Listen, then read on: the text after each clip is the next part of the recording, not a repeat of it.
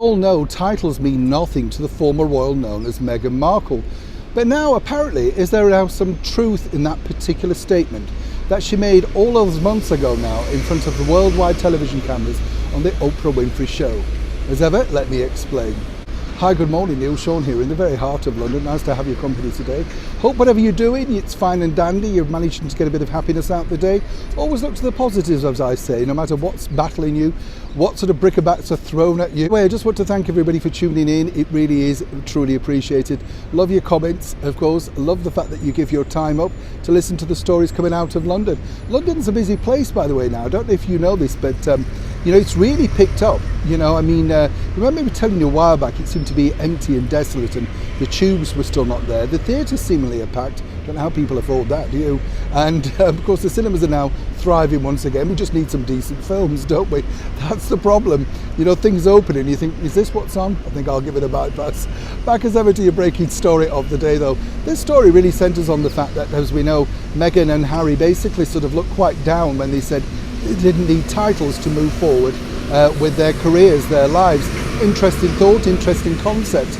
But as we've seen also, moving on from that, Meghan and Harry seem very desperate to use those titles. And more importantly, if you think about it, Meghan sold her book on the back of being Meghan, Duchess of Sussex. Well, I say sold a book, she didn't sell that many of the book. But of course it's difficult when the world's against you and you're not getting very good reviews. Now, what's interesting to note is, over in the Netherlands, and I can tell you this first and exclusive, they did want to be billed rather differently, and let me explain. As you know, they're now in the Netherlands doing their Invictus Games stuff and all that sort of thing, and they really wanted to reconnect with the public. So they felt by dropping the titles, well, you know, when I say titles, the Duke and Duchess of Sussex, they simply wanted to just be billed, announced as Harry and Meghan. Like a really shrewd move by them, in fact, because obviously it makes them more relatable. But of course it's not really up to them in the end, and also now they're being paid by an international giant like Netflix, it's simply not up to them at all, because they need their money's worth, and the only value that Harry and Meghan have really is the association of the royal family. Whatever people think, they're still a known brand independently, but it's the cachet, particularly to the bigger companies, as to why they sign you. They don't sign non-entities, you know. Nobody's offered me a mega deal with Netflix and said, just call yourself Neil, we'll give you thousands, don't worry.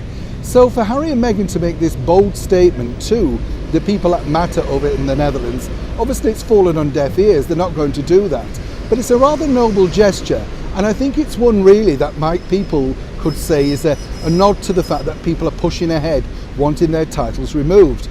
Good or bad, it's a remarkable thing for them to do. But for now, obviously their titles remain in place, and as I say, the bigger companies like the Spotify, Netflix, Penguin Random House, they will not be dropping the royal title anytime soon. It's the only thing that they can sell the product on. And I do believe that Harry and Meghan know this, but this as ever is something of an opening gesture. Let's just leave it there. Neil Sean in the very heart of London.